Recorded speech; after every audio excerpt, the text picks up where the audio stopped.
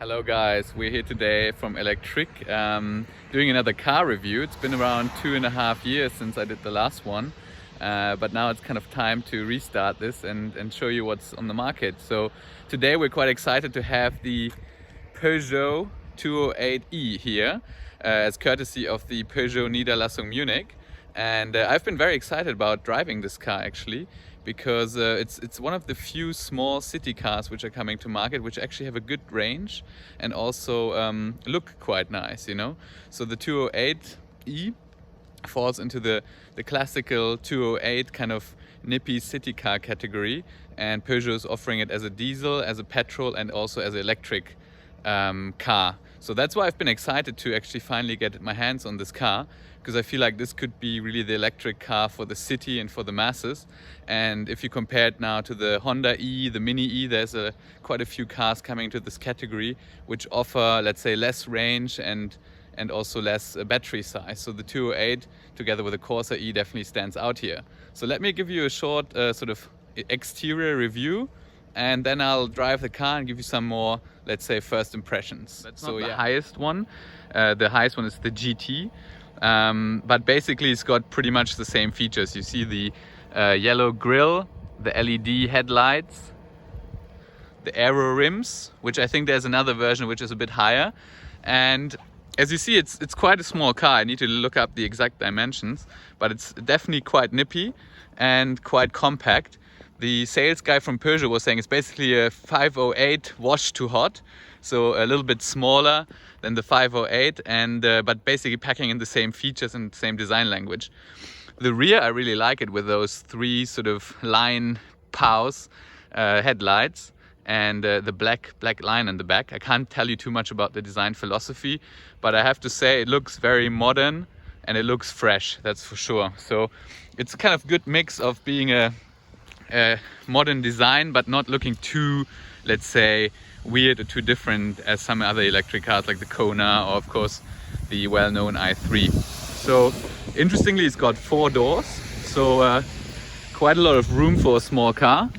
It does feel small in the inside but spacious enough, so it does feel like a small city car, but as you can see there's really enough leg room for everyone. We'll talk about the cockpit and the UI a little bit later once I've really managed to test that out properly. But it's definitely feels very premium and feels on par with, like I say, mid-size class Peugeot like the 508. I really like how Peugeot has sort of adopted this sporty design and also high quality materials. You see those carbon accents here and the sports seat with the stitching. So yeah, I think they did a good job at that. The rear I haven't really tested so much. It is not huge. There's a little bit of a middle tunnel there, which is a shame, but the way they built the battery pack means there's actually some battery in the middle here. It's definitely not as big as an Ampera or as a Golf, but given the size of the car from the exterior, I think they did a pretty good job. The charge port here is on the rear. Interestingly, Peugeot is one of the few manufacturers which puts in a 3-phase 11 kilowatt charger and also has the combo plug. And apparently, according to the specs, this car can charge at up to 100 kilowatt on a fast charger. So we'll try this in a bit and stay tuned, and I'll give you some more impressions of how this thing actually drives. So as I said, from the inside, it's very modern. I have to recline the seat a bit so you actually see something.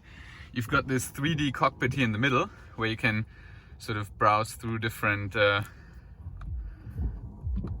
menus, the views, the driving assist, navigation. So you've got these pretty cool 3D effects, which I'm not sure how useful they are, but it's definitely different to other cars. Let me just here, you have a volume knob. Let's turn down the music a little.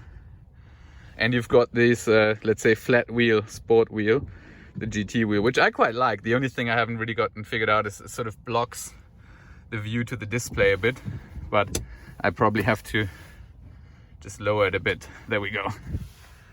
So yeah, the user interface is definitely interesting. It's definitely something else to other car manufacturers, but I'm yet to tell you how good it is. Here we've got the energy view where we see 240 kilometers of range, This car has driven 3,700 kilometers so far, and here you can choose different drive modes: sport, normal, and eco. And then here you've got the big screen. So here you've got these touch buttons where you can choose music, climatization, navigation, vehicle settings. It's all in German, I need to change that. Phone, I haven't paired the phone yet. And the app view. And here, that's what I really like. I will later plug in my iPhone, and then you can see that I can actually pull up Apple CarPlay, Android Auto, and some of the own Peugeot apps. So if I just, it's a touch screen, right? Here you have a bunch of Peugeot apps, but it says no internet connection yet, so I'll have to try that later. But what's important for us as EV people, this is the energy screen. So here you see some statistics, how much energy we've used and how much we've recuperated. So I quite like this view with the green bars showing how much energy you've recuperated and the blue bars showing how much you've used. And here you've also got the energy flow diagram, which we'll see in a bit how that works. And charging, of course, you can program the charging times and probably also do some other settings. So we'll check that out. Here you've got the gear lever, so we'll put that into drive. Cup holders, 2, and a nice sort of phone bay. So I quite like this way they've used the space. You've got a USB-C and a normal USB plug. So nice mix of a very modern cockpit, but with still some haptic buttons. Now choose Apple CarPlay or the Peugeot Connect app. So when I pull up CarPlay, I've got this sort of condensed view on the screen, which is pretty cool. So it shows me my favorite addresses, home and work. I've got the appointment here. So basically the usual CarPlay screen. And I can also, of course, do the navigation via CarPlay. It's basically the same as in all other cars, but interestingly, Peugeot still keeps the 2 sort of AC settings on the side. So driving is definitely very smooth, as you would expect in an electric car. You see some useful information there. So we're driving like some pretty calm country roads here in Bavaria. Not much traffic. In terms of consumption, it's showing 17.1. So that's pretty much in line with other electric cars. It's not super low, not super high. I haven't managed to find a way to reset the actual trip computer. So we shall try that later. So now that we've set up the GoPro and kind of figured all the technical details out, I want to show you a few kind of insights how the car drives. So I've just driven through some villages here in Munich, and the car is in the city or in town driving. It's very quiet, very responds directly to inputs on the gas. So it's a very excellent car, I would say, for city driving. And now I'm taking it out here onto A roads, so cross-country road driving. And wow, I'm already driving 100 kilometers an hour, so that's just the limit in Germany. And here it's also a little bit slower. Unfortunately, we have a little bit of rain, but it's good to test the traction of the car. And I can tell you the car feels very sporty. I'm sitting very low here. The wheel is very small and directly in front of me. I've got the driver display in the screen here, so I'm really feeling in the driver's seat, and I'm really almost got a little bit of sports car feeling in this. Definitely I'm sitting much lower than in an Opel Ampera on i3, which have the battery below and kind of built higher, and this car feels much more like a Mini Cooper, I would say. Currently I'm driving in the normal mode, which I would say is pretty good. It's snappy and you get decent acceleration, but if you really want to turn the dials up a bit, you can put it into sport, and then the accelerator pedal and the steering become a bit more direct and responsive. So I would say for most people normal mode should be okay, but if you really want that electric punch and feel the power of the motor, then sport mode is better.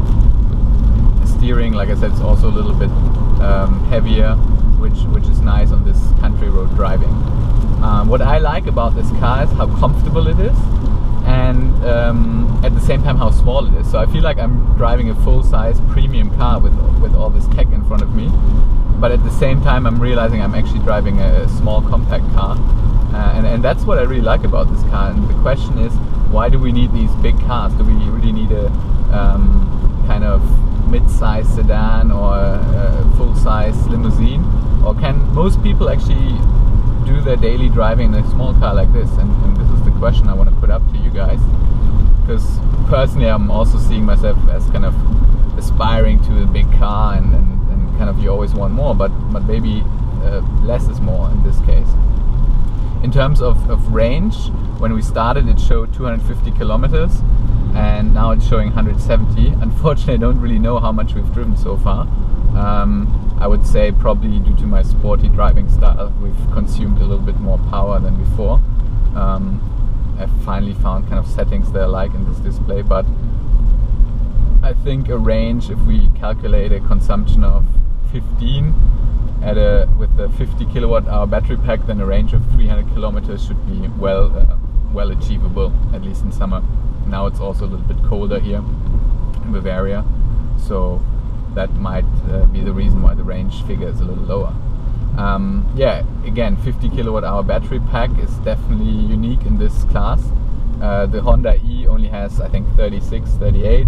The Mini Cooper E only has 30 kilowatt hours, so you almost get double the battery size in the same car size. And that's why I think if I had to choose between those three electric cars, let's say independent now of design and taste, but just in terms of value for money, they all cost around the same. This car definitely offers the most. I don't want to, like, say, market this car too much, but I think Peugeot has really managed to build a very strong package in this. Both a kind of premium compact car with a lot of range and a lot of technology in here. And I think if I didn't already have an electric car, I would definitely put this into consideration. And yeah, we'll check later what the prices are in the leasing. And to be honest, at this price point of around 30,000 euros, and for this kind of car, you don't use it to go on a family holiday to France. I mean, if you want to, you can, but this is a small car for daily driving. So, and it's fun at that. So I would say it's got enough of everything, enough of what you want. We will later also try the charging, and then I will let you know how quickly we can recharge some kilometers in there.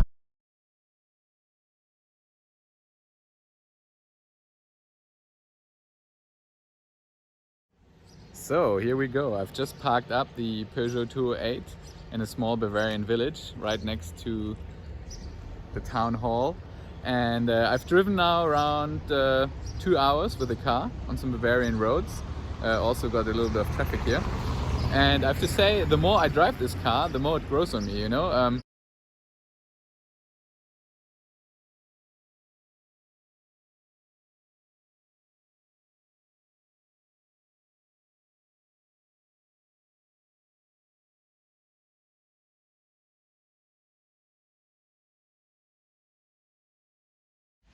So I just finished the test drive with the Peugeot 208e, and here's my verdict. So overall, this small little city car is very fun to drive, has excellent handling and traction, enough power to really drive quick on country roads, but also in the city. The cockpit is excellent, the driver orientation is very clear, and while it's quite a compact car, it does definitely feel a lot more premium, a lot more worthy, more like a mid-size sort of 508 or something. So I think Peugeot really has here built a product that can really be a great alternative to the Mini E, the Honda E, an i3 or even the Ampera. So really a good all-rounder if you can live with, let's say, limited space. Would I buy this car? I would say if I didn't have an electric car yet, this would definitely be on top of my list. Also a great alternative to maybe a Model 3 or a Kia Hyundai Kona. Like I said, if you can live with the space, it's got plenty of range, it charges fast, and it's a lot of fun to drive. So definitely check this car out, and check out Peugeot. They obviously not sponsoring this, but they've been very professional in lending me this car. Alright guys, take care and bye bye.